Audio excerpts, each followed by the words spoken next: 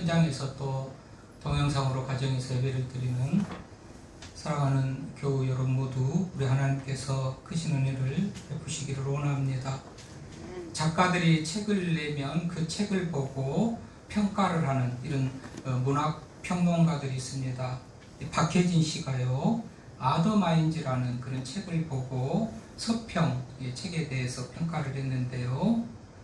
이 아더마인즈는 문어 있잖아요. 문어, 오징어, 꼴뚜기 할 때 그 문어의 어떤 그 시족, 어떤 말하자면, 뭐랄까요? 문어의 생명, 삶, 그런 것에 대해서 연구를 해서 책으로 쓴 것이 아더마인즈인데, 이 책을 읽은 이제 박혜진 씨가 평론을 했단 말이죠. 문어는 큰 몸도 가지고 두뇌도 가지고 오징어나 꼴뚜기나 이런 것 같이 말하자면 더 여러 해를 살 수 있을 그런 조건을 가졌는데요. 2년 정도밖에 못 산다고 그래요, 문어가. 저 처음 알았어요. 이 문어는 원래 지능이 굉장히 높고 발달했답니다. 그리고 좀 더 오래 살 수 있도록 그렇게 만들어졌다는 것이죠. 창조됐다는 것이죠. 그런데 왜 이렇게 2년밖에 못 사는 그런 말하자면 변화가 일어났을까 연구를 해서 이분이 이제 아더마인즈라는 책에 쓴 건데, 결국은 민첩하기 위해서 그 어떤 껍질을 벗어버렸다는 거예요. 두 종류라고 그래요. 두 종류. 이렇게 연체 동물, 뼈다구도 없고 뭐 껍질도 없고 그냥 이렇게 이 물렁물렁한 이 한치, 오징어, 문어 이런 것들을 두 종류라고 그러는데요. 특히나 이 문어가 어떤 껍질을 벗어버리면서 빨리 다니려고 그렇게 껍질을 벗어버렸다. 그런데 이 껍질이 사실은 문어를 많이 보호해주고 그것 때문에 생명을 더 길게 살 수 있었는데 이것을 버려버렸기 때문에, 그렇죠? 이게 안 쓰면 태화되고 자꾸 필요 없어서 이거 없애버리려고 하면은 긴 시간 동안에 이런 것들이 또 태화되기도 하고 없어지기도 되고 이제 그랬다는 거예요. 그래서 문어가 이렇게 2년밖에 살지 못하는 그런 오류가 됐는데, 왜 이렇게 됐다고요? 민첩하게 다니려고 하는 그런 변화를 꾀하다가 이렇게 됐다는 거예요. 문어 나름대로는 민첩해야 다른 말하자면 물고기들한테 안 잡혀먹고 생존을 더 연장할 수 있는 그런 가능성이 있었다 생각을 하고 그랬겠다 싶죠. 그러니까 자기 발전을 바라보고 기대하고 더 나은 그런 삶이 되리라는 그런 기대를 가지고 이걸 선택했는데 결과는 실패한 선택이 되고 말았다. 나름 더 발전적인 그 삶을 말하자면 더 발전적인 나은 그런 자신을 기대하면서 그렇게 했지만 결국은 자기에게 마이너스 되는 그런 선택이 됐다는 그런 얘기예요. 그래서 지금 부흥과 연결돼 가지고 성장과 성숙과 연결돼 가지고 이 문어는 그야말로 자신이 더 나아지려고 선택했지만 잘못한 그런 선택, 그래서 부정적인 변화와 부정적인 어떤 그런 방향의 발전을 가져왔다는 그런 말하자면 말씀을 드리면서 설교를 시작하려고 하는데요. 여러분, 동물도 인간도 문어도 오징어도 나름 다 자기 발전을 꿈꾸면서 또 자기 발전을 이루려고 애쓰면서 그렇게 살아가는 것이 인간이고 동물이고 다 그렇습니다. 이렇게 변화나 발전이나 이렇게 하지 않은 것은 죽어있는 것이나 안 하지, 발전, 변화, 성장, 나아짐 이거는 살아있는 것은 누구든지 해요. 사람도 어류도 다 동물도 그렇게 한단 말이죠.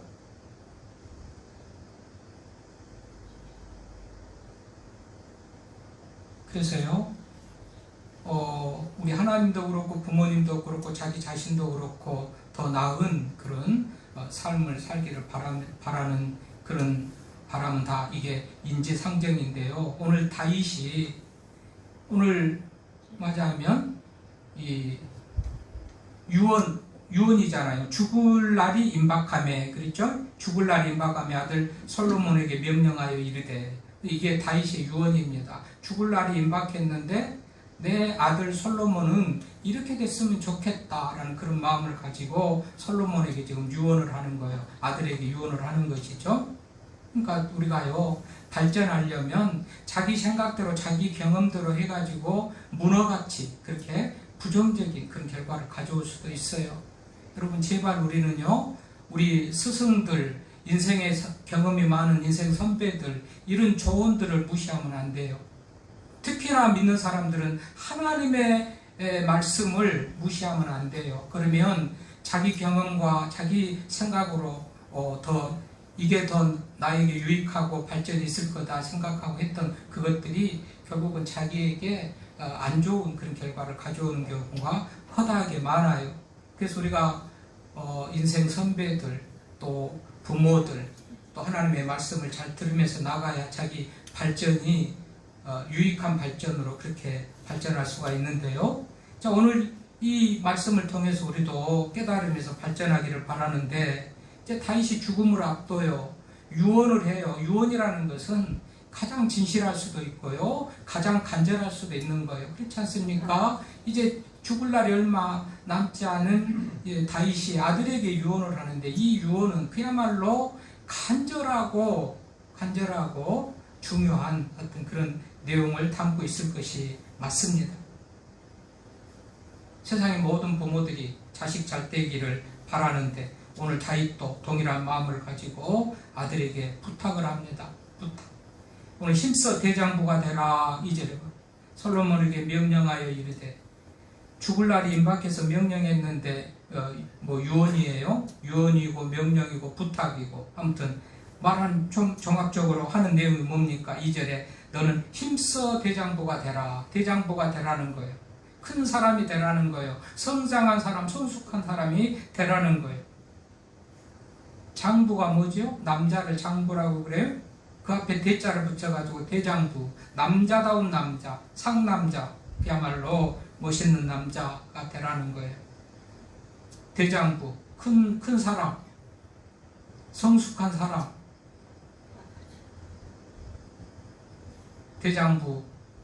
대장부가 뭔가 이 사전에서 인터넷으로 검색해 보십시오. 뭐라고 나오냐면요, 사소한 일에 매이지 않고 대범하며 넓은 마음과 포용력을 가진 사람, 이게 대장부다 그래요.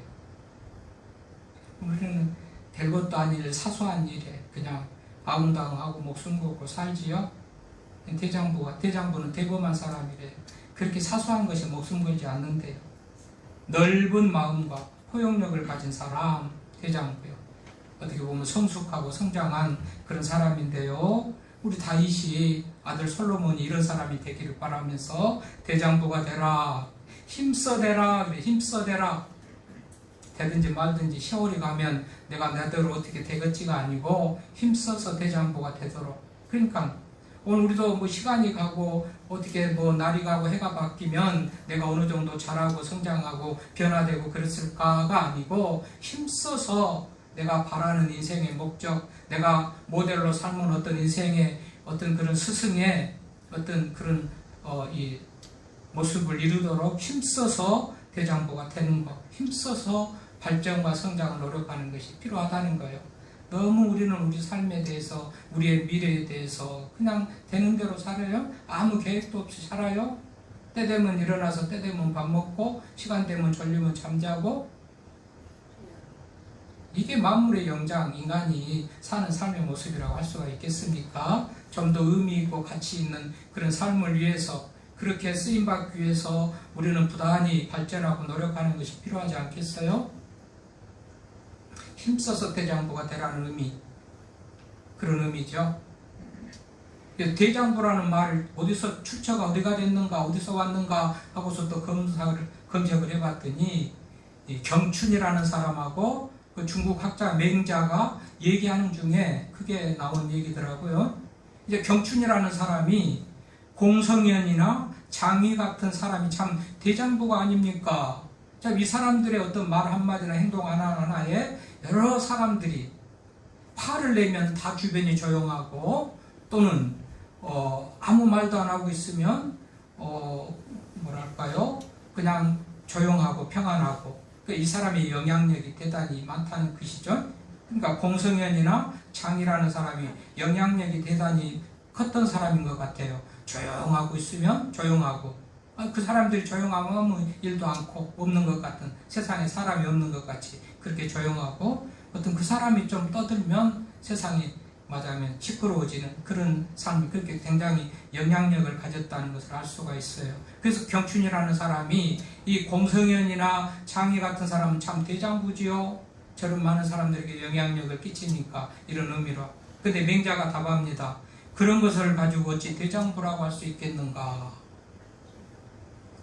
소위 대장부는 천하의 넓은 곳에 거하며 천하의 가장 바른 지위에 서며 천하의 가장 큰 도를 행하고, 뜻을 이루면 백성들과 더불어 그 뜻을 행하고, 뜻을 알지 못하면 홀로 그 뜻을 찾기 위해서 도를 행하고, 부해져도 타락하지 않고 빈천해져도 지조를 잃지 않으며 유업과 힘으로 어떤 뜻을 굽히게 하려고 해도 굽히지 않는 그런 사람이 대장부가 아니겠소. 그러니까 이 경춘이라는 사람과 맹자하고 얘기 나누는 중에 대장부가 나와서 대장부가 세상 사람들이 쓰는 그런 말이 됐다라고 출처가 그렇게 돼요. 이 말을 보더라도요, 우리 대장부는 천하의 넓은 곳에 거하고 천하의 가장 바른 위치에 서고 천하의 가장 큰 도를 행하고, 뜻을 이루면 백성과 더불어 그 뜻을 행하고, 부해져도 타락하지 않고 빈천해져도 지조를 잃지 않고, 멋있는 사람입니다. 성숙하고 성장하고 큰 사람입니다. 이런 사람을 대장부라 맹자가 그렇게 또 정의를 한 것입니다. 반대로는 절장부가 있겠죠.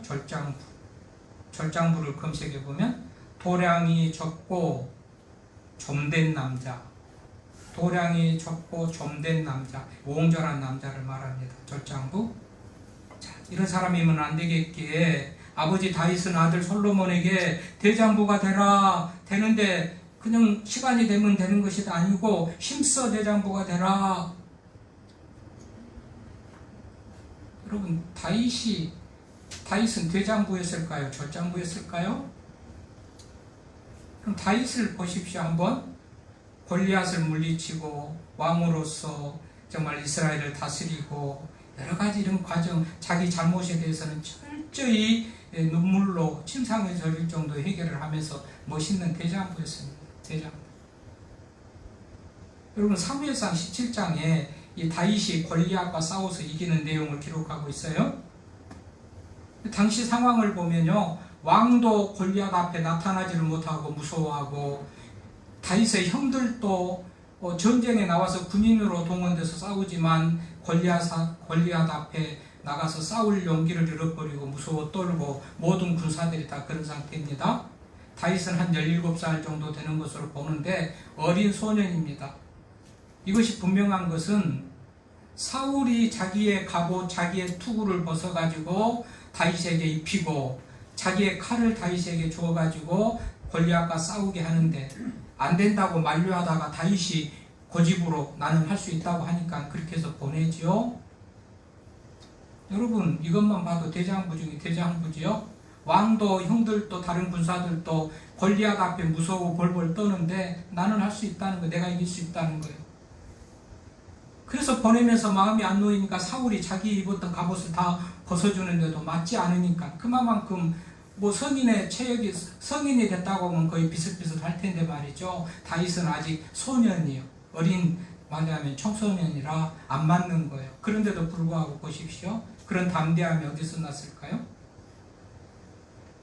당시 골리앗을 보면 키가 2m, 우리로 한 사람이 2m 70 정도 돼요. 투구, 갑옷, 이 다리에 이런 여러 가지 이 기구들을 입었는데, 그게 6,000세겔이라고. 그 옷의 무게가 6,000세겔. 창을 들었는데 창의 무게가 600세겔. 이걸 계산해 보면 말이죠. 뭐 입은 갑옷이 한 60kg. 들고 있는 창이 최소한 뭐 10kg 정도 막 이렇게 되는 그런 무게란 말이죠. 세겔이라고 나오는데 참고로 11.4g이 맞아 1세겔이에요. 11.4g이 1세겔인데 그 17장에 3일상 17장에 보면 6,000세겔, 600세겔 나오니까 얼마나 270이나 되는 거구가 충분히 그런 옷이 무게가 갑옷이 투구가 노수로 되어 있는데 그 무게가 될 겁니다. 어쨌든지요.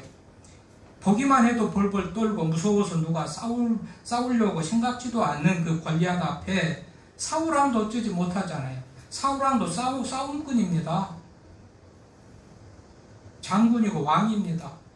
당시의 왕은 전쟁에 능하고 싸움을 잘해야 왕이 되지 뭐 지혜로도 되는 것도 아니고 아무튼요 이 왕이요 형들도 군인에 동원됐잖아요. 다윗은 양치고 말째라 너는 전쟁에도 나가서 싸울 수도 없는 그런 아이 취급을 받은데 형들은 다 동원돼서 나가서 싸우는데도 그 왕도 형들도 누구 하나 나서지 못하는데요. 다윗이 나가서 싸워요. 근데 아까도 말했지만 사울 왕이 투구나 갑옷을 뭐 여러 가지 무기들을 다 들려줘도 칼을 줘도 끌려가지고 땅에 칼을 차도 길어가지고 땅에 끌리고 갑옷을 입고 걸어보니 싸우기는커녕 가다가 쓰러질 정도로 걷기도 불편하니까 다 벗어버립니다. 다 벗어버려요. 아까도 말했지만 이게 인간적인 지혜와 어떤 경험이에요. 사람들은 자기의 인간적인 지혜와 경험을 가지고 뭐 세상을 살아가는 것 같지만 안 된다고 그랬잖아요. 이걸 다 버려버립니다. 갑옷을 입고 싸우는 것이 인간의 지혜고 경험인 것 같은데 다윗에게는 그게 통하지가 않아요. 그럼 다윗은 뭐 가지고 나가죠? 사무엘상 17장 45절에 보니까 너는 칼과 창과 단창으로 내게 오거니와 나는 내가 모여가는 이스라엘 군대에 하나님의 이름으로 간다. 나는 만군의 여호와 이름 이스라엘의 군대에 하나님으로 내게 간다 하고서 가서 골리앗을요 물맷돌을 던져가지고 이마에 명중시켜가지고 쓰러뜨려서 승리하지 않습니까? 여러분 하나님은 영이시니까 인간이 볼 수도 없었거니와 구약의 말대로 하면 하나님을 보면 죽어요. 하나님을 직접 본 사람이 없어요. 천사를 통해서 사자를 통해서 환상으로 하나님의 종들에게 명령을 하고 뜻을 하고 이렇게 하라 저렇게 하라 하지만 하나님이 직접 면대문에서 사람을 본 사람은 없어요.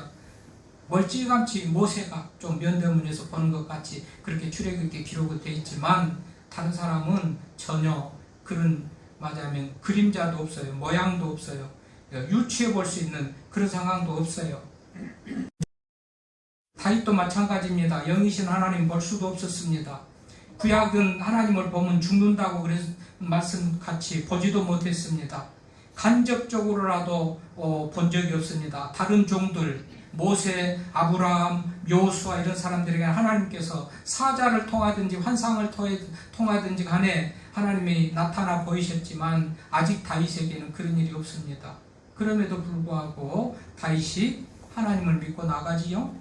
어떻게 알았을까요? 하나님의 말씀을 읽었거나 그렇지 않습니까? 하나님을 보지는 못했지만 하나님의 말씀을 들었거나 읽었거나 믿음의 선조들 또는 부모들 주변에서 어쨌든지 하나님에 대해서 알고 있는데 말씀을 통해서 알고 있는 것이에요. 또 그렇게 유추해 볼 수가 있어요. 그렇게 그거에 확실해요. 왜냐하면 아들 솔로몬에게 하나님의 말씀 율법을 지키도록 율법의 생명을 마주하면 가진 것으로 그렇게 전해주잖아요. 하나님의 말씀을 철저하게 지키라고 그렇게 말해주는 것은 다윗이 그만큼 하나님의 말씀으로 충만한 그런 경험을 했기 때문에 그러지 않겠어요? 그러니까 이 다윗은 하나님의 말씀이 충만히 마음속에 있어요. 머릿속에 있어요. 가슴속에 있어요. 그러니까 골리앗이 와서 이스라엘 백성들을 벌벌 떨게 하고 조롱하는데 다윗은 하나님의 말씀이 있습니다. 하나님은 능력이시다. 무에서 유를 창조하셨던 창조하신 하나님이다. 전쟁에도 이기게 하셨다. 아브라함을 지키고 보호하신 것부터 해가지고 요수아가 요단강을 건너서 여리고를 점령한 것부터 해가지고 가나안 땅을 점령한 것부터 해가지고 하나님은 하나님을 믿는 백성들과 함께 하신다 하는 사실을 알고 믿고 말씀을 통해서 알았던 그 하나님에 대해서 믿음을 가지고 나는 만군의 여호와의 이름, 곧 내가 모욕하는 이스라엘 하나님의 군대의 이름으로 내가 간다 해서 골리앗을 물리친 거예요. 말씀으로 하나님을 알았던 거예요. 그래서 말씀의 가치를 알았던 거예요. 그래서 오늘 뭐라고 그럽니까? 3절에 보니까 내 하나님 여호와의 명령을 지켜 그 길로 행하여, 다윗이 죽음을 앞두고 아들 솔로몬에게 하는 말 아닙니까? 내 하나님 여호와의 명령을 지켜 그 길로 행하여 그의 법률과 계명과 율례와 증거를 모세의 율법에 기록한 대로 지켜 행하라. 그리하면 내가 무엇을 하든지 어디로 가든지 형통하리라. 여러분, 단순하게 율례, 법률, 명령, 뭔가 하나님의 명령이라고 할 수 있는 모든 것들, 법률, 계명, 율례, 증거, 모세의 율법 다 지키라, 그렇게 지금 얘기를 하고 있는 거 아닙니까? 왜 그렇다고요? 하나님의 말씀의 능력을 알았잖아요. 모세가 말씀을 통해서 하나님을 알았잖아요. 거기에 모세는 말씀을 통해서 하나님을 알고 그 하나님이 어떤 분인지를 알았다는 거죠. 그러니까 골리앗 앞에서도 당당하게 가서 골리앗을 이기고 승리할 수가 있었던 거예요. 이런 사람이 다윗이에요. 그러니까 아들 솔로몬도 이렇게 되기를 바라는 거예요. 대장부가 되기를 바라는 거예요. 대장부가 되려니까 하나님의 말씀으로 사는 사람이 대장부가 된 것을 알았던 거죠. 그리고 믿었던 거죠. 그래서 아들 솔로몬에게도 말씀대로 살아라, 말씀대로 행하라 라고 가르치는 거예요. 그러지 않습니까? 여러분, 말씀은요, 들어서 머리로 알고 그렇구나 하고 사기라고 말씀을 듣는 게 아니죠. 행하라고 들어요. 오늘 말씀대로 행하라고 그랬잖아요. 그것을 지켜 행하라. 여러분, 창세기부터 오늘 열왕기하 2장까지 말하자면 다윗의 유언까지 한 대표적인 네 개의 유언이 나와요. 네 개의 유언이 나와요. 먼저는 야곱의 유언이 있어요. 창세기 49장에 야곱의 유언. 자식들을 축복하고 뭐하고 야곱의 유언이 나와요. 모세의 유언이 또 있습니다. 신명기 32장에 모세의 유언이 있어요. 죽음을 앞두고 모세가 이스라엘 백성들에게 하는 유언이 있어요. 요수아의 유언이 있습니다. 요수아 23장에 나옵니다. 또 역시 요수아가 죽음을 앞두고 백성들과 자녀들에게 하는 유언이에요. 오늘 보면 다윗이 아들 솔로몬에게 해요. 어쨌든 가족을 포함한 백성들에게, 지도자들은 자기 가족을 포함한 몸 백성들에게 했을 거고, 가장인 사람은 그냥 자기 자녀들에게 했을 거고, 솔로몬은 왕이면서 가장인데 아들 솔로몬에게 대표적으로 또 유언을 하고, 이 유언 중에서 하나님의 말씀을 최고의 가치에 두고 말씀을 지키며 행하라고 지금 그렇게 유언하고 있는 거예요. 여러분, 우리가 잘 아는 미국 링컨 알잖아요. 링컨 정말 가난한 집에서 태어나서 가난했어요. 공부도 많이 못하고요. 어린 시절에 링컨은 참 불우했다고 할 수가 있어요. 10살에 엄마가 말라리아에 걸려서 죽는데요. 엄마가 죽으면서 유언같이 남기고 유물같이 유품같이 남겨준 게 성경이고, 유언한 게 이 성경을 정말로 믿고 말씀대로 살아라, 정직해라, 사랑해라, 유언 남기면서 엄마가 죽었는데요. 링컨이 됐잖아요. 링컨 대장부죠. 남북전쟁을 승리로 이끌고 흑인 노예들을 해방시키고, 이런 대장부가 어디 있겠습니까? 여러 대통령 중에서도 존경받는 그런 대통령, 자기 스스로가 얘기를 하기 때문에 우리가 늘 얘기합니다만은 하나님의 말씀, 어머니가 유물로 유산으로 남겨진 하나님의 말씀을 나는 철저하게 지키면서 믿고 살아서 오늘은 내가 있다는 거예요. 링컨이 그렇게 말씀으로 살았더니 대장부가 됐어요. 다윗이 그렇게 살았더니 대장부가 돼서 아들 솔로몬에게 또 하나님의 말씀으로 살 것을 그렇게 가르치죠. 또 한 가지를 말합니다. 하나님 앞에서 진실하게 행하라는 거예요. 정직하게 행하라는 거예요. 4절에 말씀하시죠. 여호와께서 내 일에 대하여 말씀하시기를 만일 내 자손들이 그들의 길을 삼가 마음을 다하고 성품을 다하여 진실이 내 앞에서 행하면 이스라엘 왕 위에 오를 사람들이 내게서 끊어지지 아니하리라. 대장부가 되는 길이면서 하나님의 은혜를 입는 길인데 진실하게 행하는 길이에요. 대장부는 진실하라는 거예요. 정직하다는 거예요. 아까도 얘기했잖아요. 링컨의 어머니가 링컨에게 3가지를 뭘 유언했다고요? 하나님의 말씀대로 살아라, 정직해라, 사랑해라. 이 정직, 그야말로 큰 사람, 대장부 되는데 중요한 덕목인 것 같습니다. 그래서 다윗도 아들 솔로몬에게 진실하게 행하고 살아라. 진실, 정직이죠. 이 말도 다윗이 그냥 한 말이 아니에요. 좋은 덕목이니까 그냥 이렇게 해라 그런 게 아니고 다윗 스스로가요. 사무엘하 2장 보면 다윗 스스로가 철저히 하나님 앞에 거짓된 모습 때문에 큰 맞아면 일을 당합니다. 다윗이 하나님을 속이고 거짓으로 거짓말하고 아주 그냥 정직하지 못한 그런 범죄를 저질러요. 하나님께서 나단 선지자를 통해 가지고 네 아내들이 백주에 다른 사람 남자로부터 강간을 당할 것이고 네 아들은 죽을 것이다 라고 그런 책망을 받는데 집안에 큰일이 일어나. 이거 인생 살다가 이런 큰일이 비극이 정말로 아무에게나 있는 것 아니죠. 다윗이 철저하게 이렇게 비극을 당합니다. 비참한 일을 당합니다. 근데 그 왜 그러냐? 하나님 앞에 정직하지 못한 거예요. 충신의 아내 우리아를 맞아면 죽이고 아내 바세바를 취해서 강간을 하고 그래서 거기로부터 난 아들 솔로몬이 2번째인데 큰아들 먼저 난 아들이 죽음을 당하잖아요. 남의 아내를 빼앗은 그 죄를 하나님 앞에 다 거짓으로 속이고 그랬잖아요. 남들이 모르는 줄 알았지만 하나님은 다 아셨는데 남의 아내를 빼앗은 강간한 그 죄로 다윗의 여러 후궁들 아내들이 백주에 아들 압살롬이 쳐들어올 때 그런 일을 당했죠. 다 백주에 강간을 당하고 그런 일이 일어났어요. 자, 나단을 통해서 정직하지 못한 다윗의 그 죄를 책망받으면서 다윗이 철저하게 회개를 합니다. 하나님 앞에서 진실하지 못한 것은 이렇게 엄청난 집안에 큰일이 일어나는구나라는 것을 경험하고 깨달은 거예요.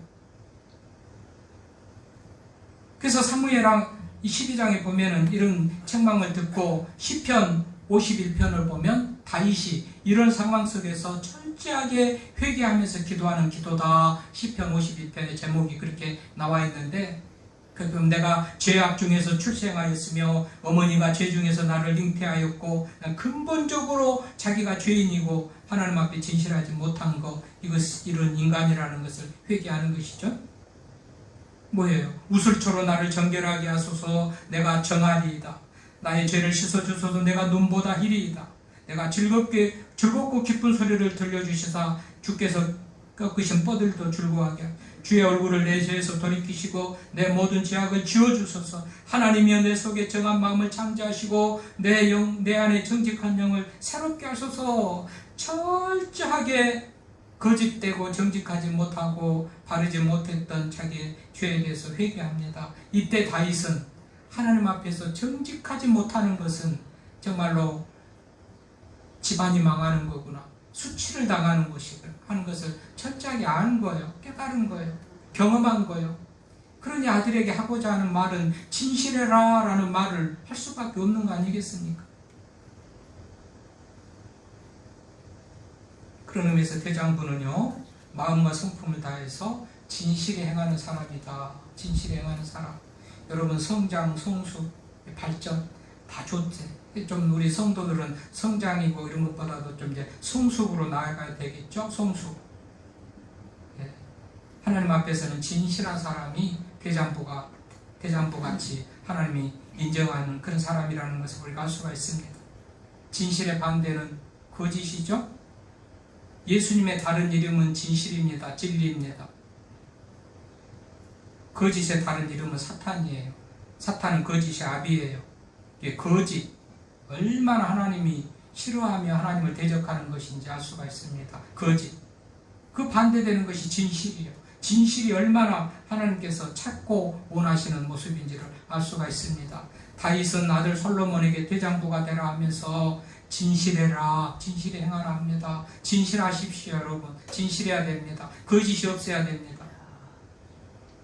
아멘입니다. 거짓은 거짓이 아비가 사탄이래.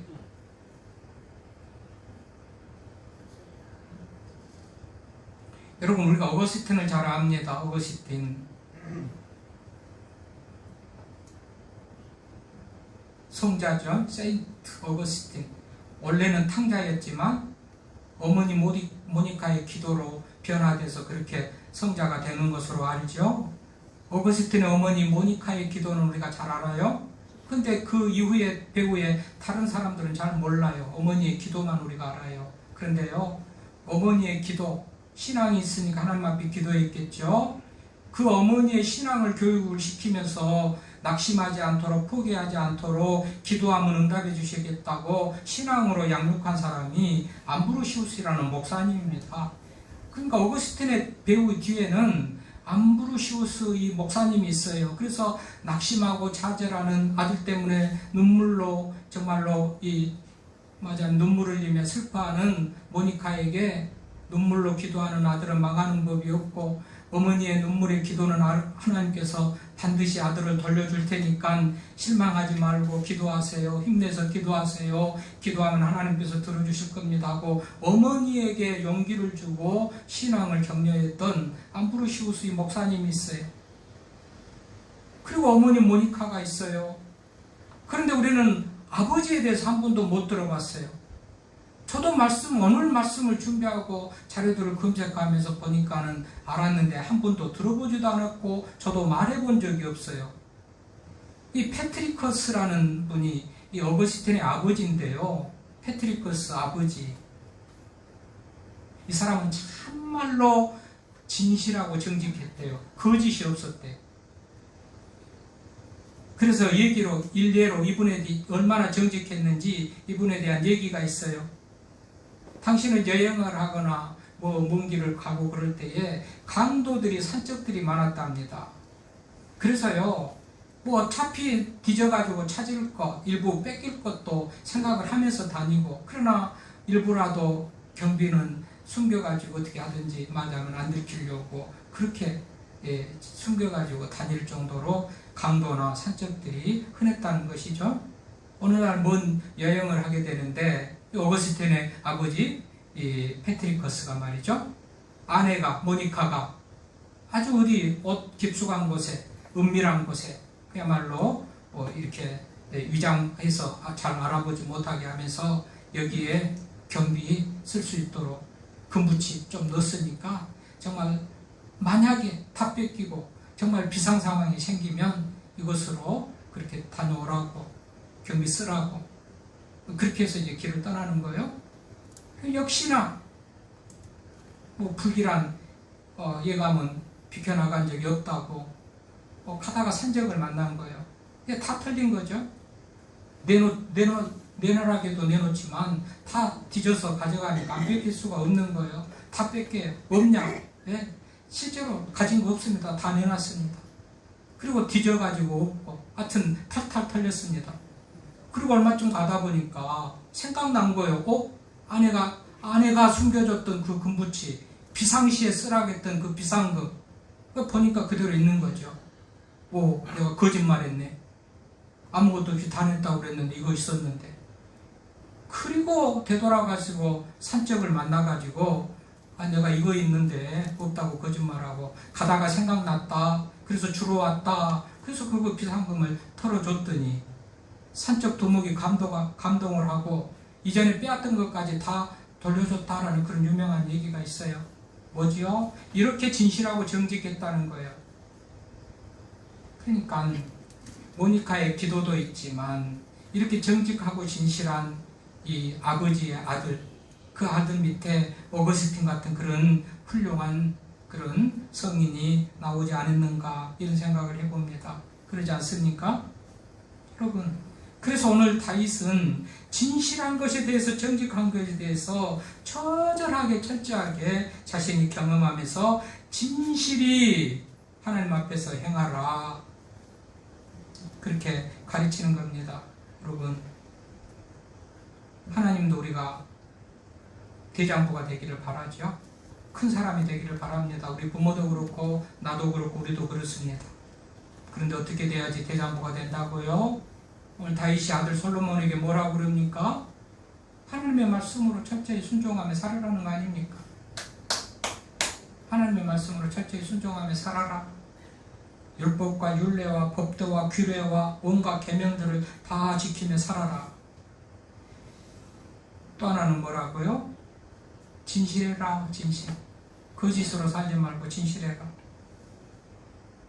여러분, 우리가 인생 큰 사람 되고 발전하는데도 이것이 필요한 줄로 믿습니다. 다윗이 아들 솔로몬에게 이렇게 말씀하셨어요. 우리가 이 말씀을 깊이 생각하면서 내가 좀 발전하고 내가 좀 큰 사람이 되고 내가 좀 대장부가 되기를 우리 모두가 바란다면 또 그런 소원을 가지고 나가지요. 힘써 대장부가 되도록 하는 것도 우리 자신도, 우리의 부모도, 우리의 아버지 하나님도 우리에게 대한 기대 아니겠습니까? 항상 그 모습 그대로, 늘 말했죠. 지금 어린아이 같은 모습으로 있으면 그야말로 모두의 걱정거리, 근심거리야. 우리가 좀 더 자라나야 되죠. 대장부같이 큰 사람으로 성숙하고 성장해야 된단 말이죠. 그런 의미에서 우리가 철저하게 우리 다윗이 아들 솔로몬에게 했던 말을 기억하면서 우리도 좀 더 하나님의 말씀으로 살기를, 또 진실하기를 힘쓸 때 우리가 큰 사람, 성숙한 사람 되어줄 줄로